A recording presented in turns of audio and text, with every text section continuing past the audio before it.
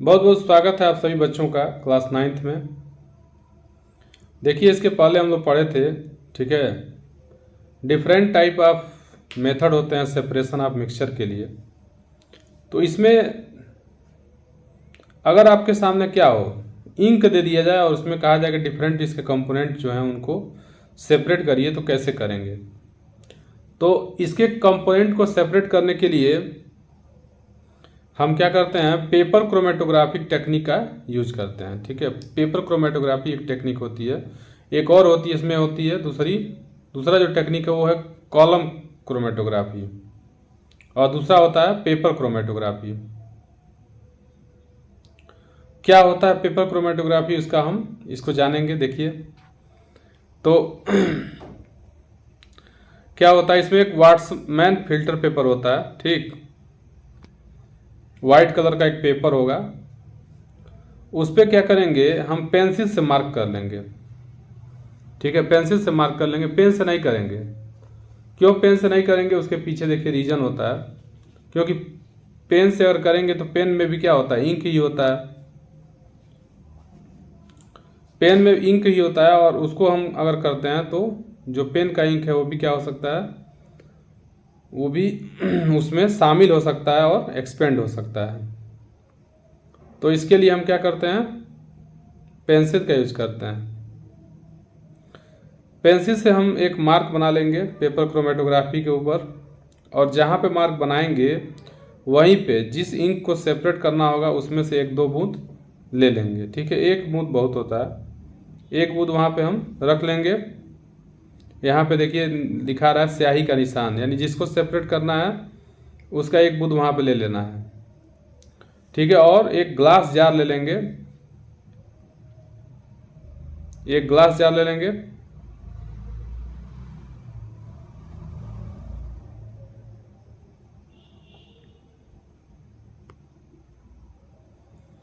और इस glass jar का उपयोग हम लोग करेंगे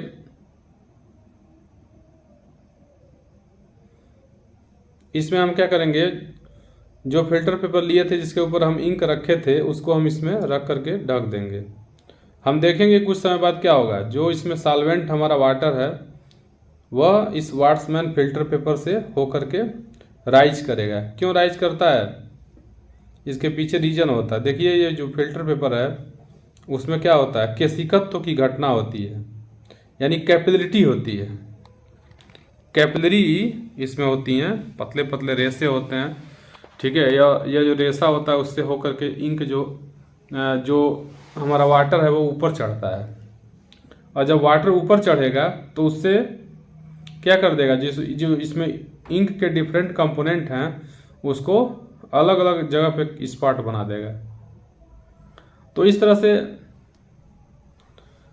हम डिफरेंट कंपोनेंट को सेपरेट कर सकते हैं। हालांकि जो क्रोमेटोग्राफी टेक्निक है यह क्लास 11th में बहुत ज़्यादा डिटेल में दिया हुआ है, क्लास 9th में बस एक इसको टच कर दिया है।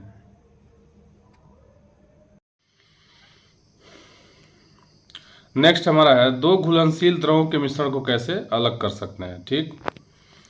तो इसके पहले जो पढ़े थे वह इमिसिबल लिक्विड के लिए पढ़े थे, ठीक है। अघुलनशील द्रवों के लिए पढ़े थे। अब हमको पढ़ना है कि मिसिबल अगर लिक्विड हो तो उनको हम कैसे सेपरेट कर सकते हैं।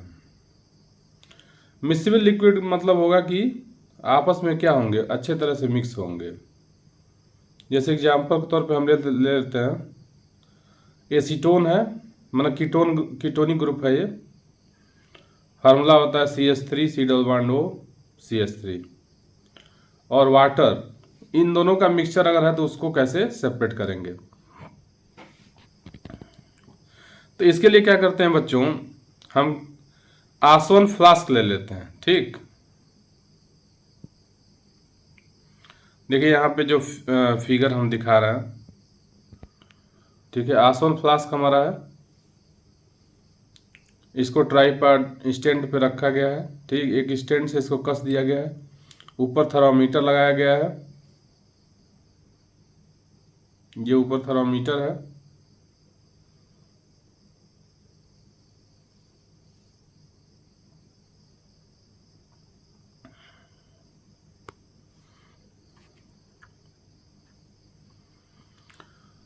और इस फ्लास्क में, ठीक, यहाँ पे एसीटोन और वाटर को लिया गया है। इसको हीट करते हैं तो क्या होगा, सबसे पहले एसीटोन का वेपर बनेगा। ठीक, क्यों एसीटोन का वेपर बनेगा? क्योंकि एसीटोन जो होता है, ठीक, इसका बॉइलिंग पॉइंट कम होता है, यानी कि इसका क्वथनांक क्या होगा, कम होगा। और जिसका क्वथनांक कम होगा वही सबसे पहले वेपर बनेगा। ठीक है, तो इस तरह से जो एसीटोन है इसका भाप बनेगा और इससे होते हुए यह यहाँ तक पहुँचेगा। लेकिन इसमें क्या किया जाता है, रास्ते में ही इसको ठंडा करने के उपाय किए जाते हैं।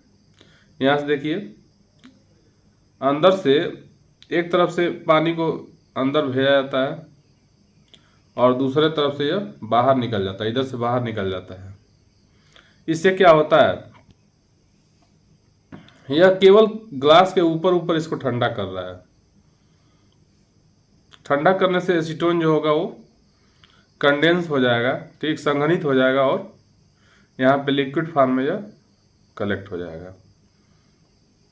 और वाटर जो हमारा है इसी बॉटल में ये यहाँ पे बच जाएगा। इस तरह से हम क्या कर सकते हैं, इन दोनों को हम लोग सेपरेट कर सकते हैं। इस विधि का उपयोग हम लोग एल्कोहल को वाटर से सेपरेट करने के लिए भी यूज करते हैं। ठीक है, इसके पहले जो पढ़े थे इमिसिबल लिक्विड वाला, जैसे हम एग्जाम्पल लिए थे क्या, किरोसिन ऑयल और वाटर का। तो किरोसिन ऑयल को वाटर से कैसे हम अलग किए थे, डेंसिटी फैक्टर वहाँ पे हम आधार बना दिए थे,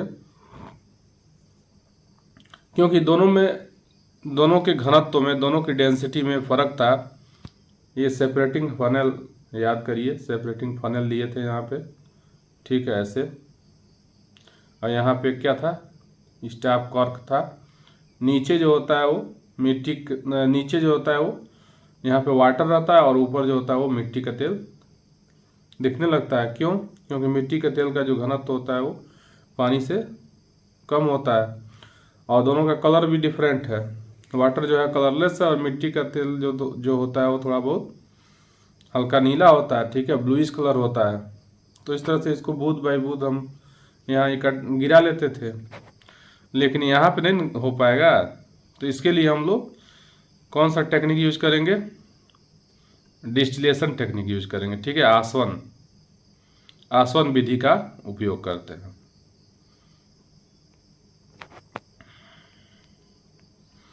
चलिए नेक्स्ट हमारा है कि अगर मान लो इन दोनों के क्वथनांक में बहुत कम अंतर हो, ठीक,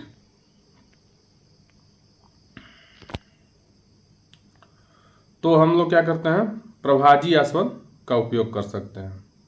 दोनों का क्वथनांक बहुत कम डिफरेंस हो दोनों के क्वथनांक में, या ये कहें कि अगर हम गर्म करते हैं तो कुछ दोनों कंपोनेंट के भाप बनते हैं, साथ ही साथ बनते हैं, ठीक।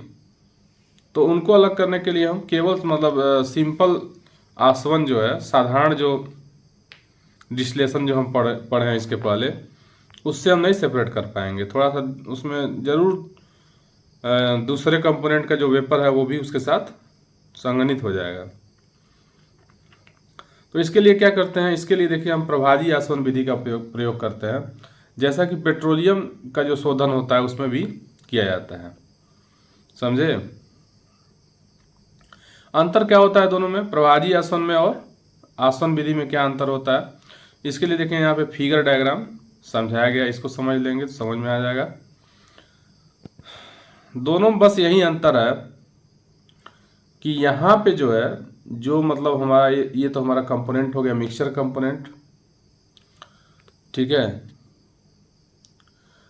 और जब हम यहाँ थर्मामीटर लगाए हुए हैं, यहाँ ट्राईपैड स्टैंड है, इसको जब हम हीट करते हैं तो जब दोनों के बॉइलिंग पॉइंट में बहुत कम डिफरेंस है तो दोनों का वेपर साथ साथ बनेगा, दोनों ऊपर जाएंगे, ऐसे दोनों ऊपर जाएंगे। लेकिन यहाँ पे क्या किया गया, यही इसी का मेन जो है, इसी का मेन वर्क है। यहाँ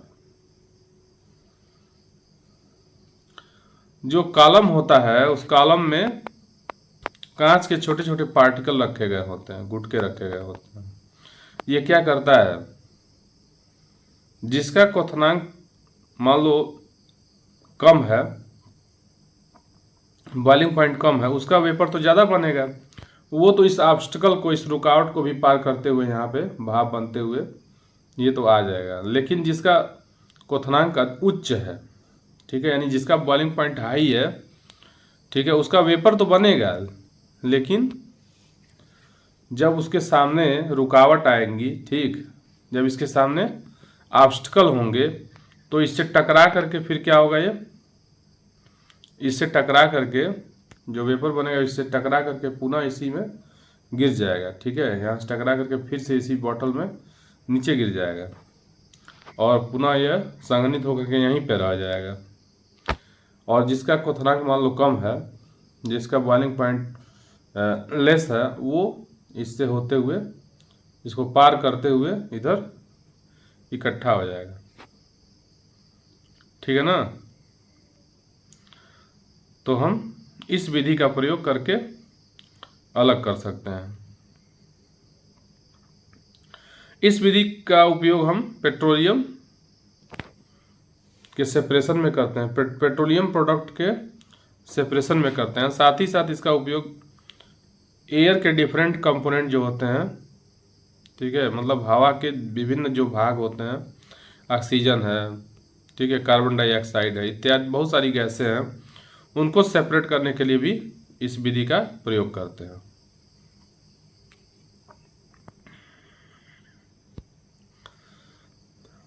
देखिए यहाँ पे फिगर डायग्राम के माध्यम से समझाया गया है।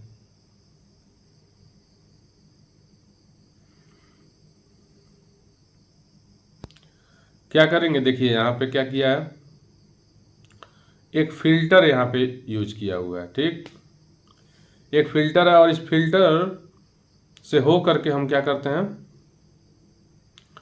एयर को इसके अंदर डालते हैं। इस फिल्टर का काम क्या है, एयर में जो उपस्थित जो डस्ट पार्टिकल वगैरह होते हैं, जो अनवांटेड पार्टिकल है जिसको हमको कोई ज़रूरत नहीं है, उसको यहीं पे ये रोक देता है, ठीक है, केवल एयर इसके अंदर पहुंचेगी और एयर जो होगा इसमें प्रेशर के माध्यम से, ठीक, अंदर भेजी जाएगी, ठीक। और जब ये अंदर भेजा जाएगा तो यहाँ देखो क्या हो रहा है, ठंडा पानी इसमें एक चेम्बर है, एक घुमावदार जो है पाइप है, उसके माध्यम से इसमें होते हुए इसको बाहर निकाल दिया जा रहा है। बस इसका यही काम है कि जो एयर इसके कांटेक्ट में आएगी वह ठंडी हो जाएगी, ठीक, इसीलिए इसको रखा गया है। और इस वाटर का कोई दूसरा काम नहीं है, ये बस इस पाइप से होते हुए ये बाहर निकल जा रही है। यहाँ जो गर्म हवा है इसके अंदर जब जा रही है, ठीक है, तो इससे ठंडी हो जाती है। तो इस चैम्बर से क्या होगी, हमको कंप्रेस्ड जो एयर अंदर जाएगी, कंप्रेस्ड हाई प्रेशर पे इसको अंदर भेजा जा रहा है, ठीक, यहाँ से होते हुए जब इसमें आ रही है,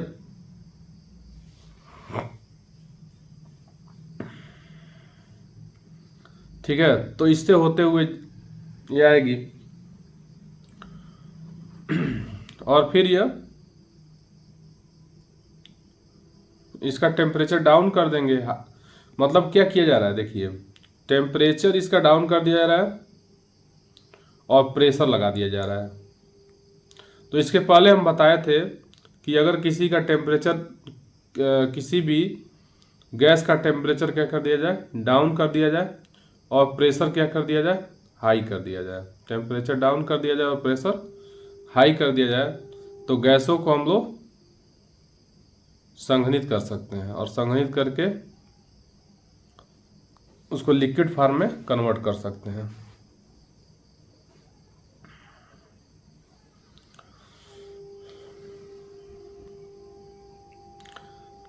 ठीक है, तो इस तरह से हम देख रहे हैं कि यहाँ देखिए कार्बन डाइऑक्साइड बर्फ के रूप में बाहर निकल जा रहा है, ठीक है। आप जानते हैं कि कार्बन डाइऑक्साइड जो होता है वो डायरेक्ट गैस से ठोस में और ठोस से गैस में कन्वर्ट हो जाता है, ठीक है। इसको हम लोग ऊर्ध्वपातन कहते हैं, सब्लिमेशन मेथड कहते हैं।